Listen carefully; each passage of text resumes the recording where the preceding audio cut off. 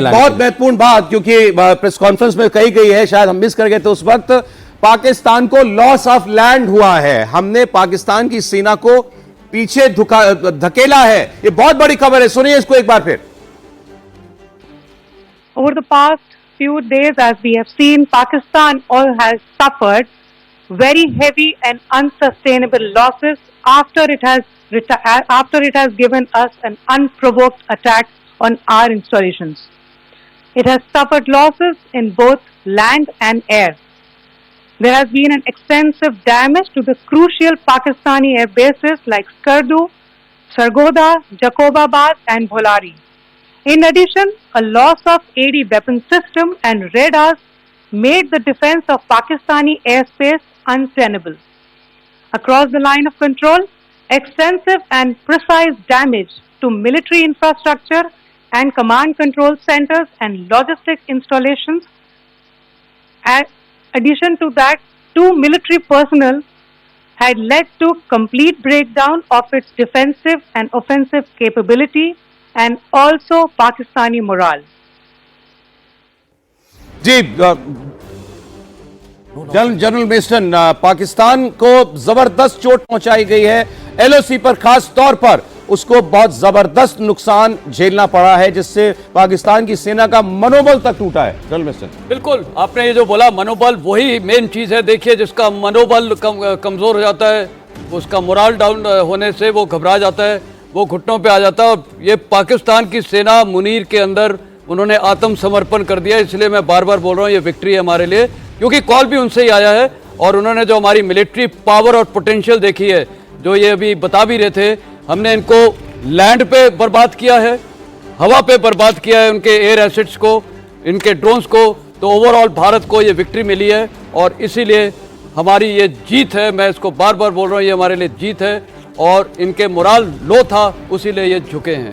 सौरभ, झुके हैं। जब चोट पहुंची है तो उसके बाद उन्होंने सीज फायर मांगा है पाकिस्तान से, भारत से। भारत को डीजीएमओ स्तर पर उन्होंने कांटेक्ट किया है और उसके बाद ये सीज फायर दोनों देशों के बीच फिलहाल हो पाया, जो फिलहाल 12 तारीख दोपहर 12 बजे तक के लिए इन इफेक्ट है। और उसके बाद दोबारा बातचीत होगी, इसी लेवल पर बातचीत होगी, ये माना जाए ना सर, डीजीएमओ स्तर पर ही बातचीत होगी ना। शुरुआत वहीं से होगी और बाद में हो सकता है कि और भी जो है सेशन हो।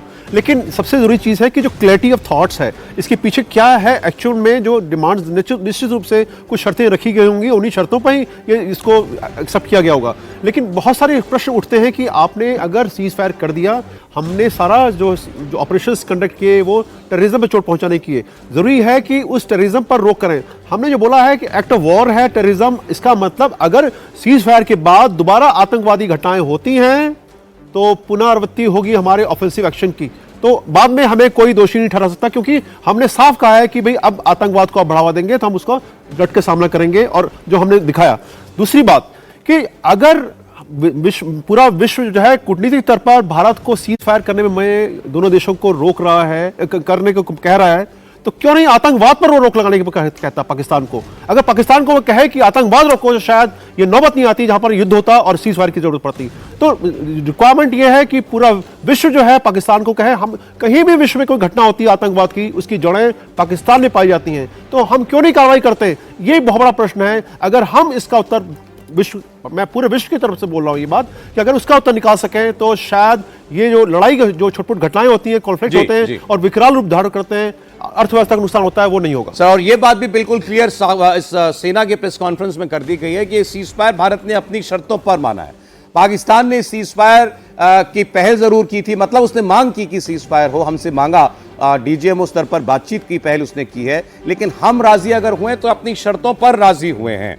पाकिस्तान को वो चोट पहुंचाने के बाद, उसकी सेना का मनोबल तोड़ने के बाद, उसको आकाश में, समंदर में और जमीन पर पूरी तरीके से क्षतिग्रस्त करने के बाद, जिसमें बताया उन्होंने कि एलओसी पर तो इतनी मार मारी है कि उसकी सारी कैपेबिलिटी हमला करने की भी, अपना बचाव करने की भी, command and control centre, logistics, हर प्रकार से उसकी क्षमता को हमने नष्ट कर दिया। इस शब्द इस्तेमाल किया गया है। सेना बहुत संभल कर अपने एक एक शब्द का चयन करती है। कह रहे हैं हमने पाकिस्तान की क्षमता को नष्ट ही कर दिया, लड़ने के लायक ही नहीं छोड़ा। ये आप उसका मतलब निकालिए, इतना जोरदार प्रहार उस पर किया। और ऐसा ही प्रहार उसके ऊपर वायुसेना ने भी किया, उसके 6 से ज्यादा एयर बेसिस के ऊपर जब अटैक किया है तो उनको काफी चोट पहुंचाई गई है। उसमें नाम लेकर के बताया गया स्कार्दू, जेकबाबाद, सरगोदा और कई एयर बेसिस पर भारत ने अटैक किया था और इसके बाद पाकिस्तान को घुटनों पर आना पड़ा, ये मैं कहना चाहिए, और उसको भारत से युद्ध विराम के लिए जो है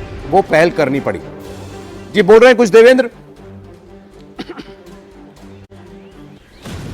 साहब दो चीज़ ध्यान दीजिए। पहली बात तो ये कि दर्शकों को ये समझना चाहिए कि भले ही संघर्ष विराम हो गया है, लेकिन इंडस वाटर ट्रीटी के अभियान पे होना, ट्रेड को होल्ड पे करना, फाइनेंशियल सैंक्शन, डिप्लोमेटिक सैंक्शन, वो सारी चीज़ें बदस्तूर वैसे ही काम है, वैसे ही बरकरार है। और दूसरी चीज़ और बहुत छोटा कमेंट बताऊँ आपको कि जो आर्मी की तरफ से जो लास्ट लाइन था उस पर अगर आप ध्यान दें और उसमें अगर सीरीज़ को देखें, जो इंसिडेंस था कि पहले सरकार ने ये बताया कि सरकार ने डिसाइड कर लिया कि कोई आतंकी कार्रवाई हुई तो वो देश पे युद्ध माना जाएगा, उसी हिसाब से हैंडल किया जाएगा। और आर्मी के इस बयान में सौरभ कहा गया कि आगे आर्मी देश की सुरक्षा के लिए किसी भी ऑपरेशन के लिए तैयार है, ऑपरेशन सिंदूर और आगे भी ऑपरेशन के लिए तैयार है। यूजुअली इस तरह के स्टेटमेंट नहीं आते। मतलब ये कि आतंकवादियों के खिलाफ जब भी हमें पाकिस्तान की सीमा में जाके कार्रवाई करने की ज़रूरत पड़ेगी, हमने एलानिया तौर पे वो कह दिया है कि हम वो ऑपरेशन करेंगे। सौरभ, मतलब ये बिल्कुल साफ कह दिया है कि आतंकवाद मतलब एक्ट ऑफ वॉर, मतलब आपने हम पर हमला किया है और हमला किया है तो फिर उसका जवाब दिया जाएगा। तो जो कार्रवाई ऑपरेशन सिंदूर में की गई वो आतंकवाद पर ही कार्रवाई थी। तो अगर आइंदा फिर कभी कोई पाकिस्तान ने भारत में कोई आतंकवादी कार्रवाई करने के बारे में सोचा या किया तो फिर उसको ऐसा ही जवाब मिलेगा। तो भारत ने एक टेम्पलेट सेट कर दिया है। लेकिन खबर इस वक्त आ रही है और प्रधानमंत्री तीनों सेनाओं के चीफ से मिल रहे हैं। एक और अहम खबर, प्रधानमंत्री नरेंद्र मोदी इस वक्त भारत की तीनों सेनाओं के प्रमुखों से मुलाकात कर रहे हैं और चीफ ऑफ डिफेंस स्टाफ भी उनसे मिलने के लिए पहुंचे हैं। इसके बारे में सीज फायर किन शर्तें हैं, क्या इस वक्त ग्राउंड पर सिचुएशन है, इसकी जानकारी उससे उनको अवगत कराया जाएगा, उनको अपडेट किया जाएगा। तो तीनों सेनाओं के प्रमुख और चीफ ऑफ डिफेंस स्टाफ, उनकी मुलाकात इस वक्त प्रधानमंत्री नरेंद्र मोदी के साथ जारी है। सर, कितनी इंपॉर्टेंट है मीटिंग? देखिए, बहुत ही इंपॉर्टेंट इसलिए कही जाएगी मीटिंग की सीज फायर में हमें क्या क्या एक्शन करने हैं, क्योंकि एक स्तर तक जो है ऑपरेशनल रेडीनेस जो है वो हमने अचीव कर रखा है। अगर आपको थोड़ा ढील देंगे तो ये इसका पाकिस्तान, देखिए पाकिस्तान का कोई भरोसा नहीं है, वो पाकिस्तान में क्या कहता है क्या करता है पूरा विश्व नहीं जानता। तो ऐसे हालात में हम उस पर कैसे विश्वास करें, नंबर 1। नंबर 2, अगर हमने अपनी सेनाओं को बोला कि भाई आप ठीक है, सीज फायर हो गया, अब आप जो है कूल मोड में आ जाइए, तो शायद हमें जो प्रिपेयरनेस की हम बात करते हैं उसमें कहीं समझौता हो सकता है। तीसरी बात, सबसे जरूरी चीज़ है जिसका जिक्र बार बार सौरभ कर रहे थे कि मनोबल पर जो है चोट पहुंचाई गई है। ये बहुत बड़ी बात है, क्योंकि सेना के मनोबल पर मतलब उसके सेना के लड़ने की क्षमता पर बहुत बड़ा कुठाराघात। साथ में सेना के मनोबल पर अगर असर पड़ता है, पाकिस्तान में सेना ही तो सब कुछ है, और अगर वहां की सेना पर असर पड़ा है तो वहां की जो जनता है, वहां की पॉपुलेशन है, उनकी क्या मैसेजिंग हुई है। सेना ने साफ कहा है कि भाई हमने सीज फायर कर दिया, इसका मतलब वो हार गए हैं, मनोबल उनका गिर गया है। देश के लिए एक बहुत ही शर्मनाक कंडीशन ये स्थिति हो गई है। लेकिन हमें देखना होगा भारत को क्या करना है, पाकिस्तान क्या करता है वो एक अलग मुद्दा है, लेकिन हमें क्या करना है बहुत जरूरी है। जो हमने अचीव किए हैं, जो अभी हमने जो ऑपरेशंस किए हैं उनको देखें, उनका सिंहावलोकन करें, कहां पर हमारे कुछ गैप्स हैं, क्योंकि हर ऑपरेशंस में जब भी हम करते हैं कुछ हम सीखते हैं, उनको हमें जो भी लेसन हमने लिए उनको समय रहते ठीक करें, क्योंकि जब तक कि क्लियर कंस्ट्रक्शन नहीं आता। बिल्कुल सर, देखिए ये बहुत महत्वपूर्ण है कि भारत ने ये कह दिया है आतंकवाद मतलब भारत पर जंग का ऐलान, और जंग अगर भारत पर कोई करेगा तो फिर उसको वैसा ही जवाब मिलेगा। तो मतलब साफ है, भारत ने क्लियर कर दिया, आपने अगर एक और आतंकवादी वारदात हमारे यहां करवाई, हम उसे जंग मानते हैं अपने ऊपर, वॉर मानते हैं अपने ऊपर, और हम उसका वैसा ही जवाब देंगे। तो अब ये पाकिस्तान समझ ले, ये बिल्कुल क्लियर है, आज से हमारा और आपका डील करने का तरीका बदल गया, बिल्कुल बदल चुका है। अब हर आतंकवादी वारदात पर अगर आप उसके पीछे हैं तो हम उसे मानेंगे कि आपने हम पर वॉर किया है, आपने हम पर युद्ध शुरू कर दिया है, और हम उसका वैसा ही जवाब देंगे। अब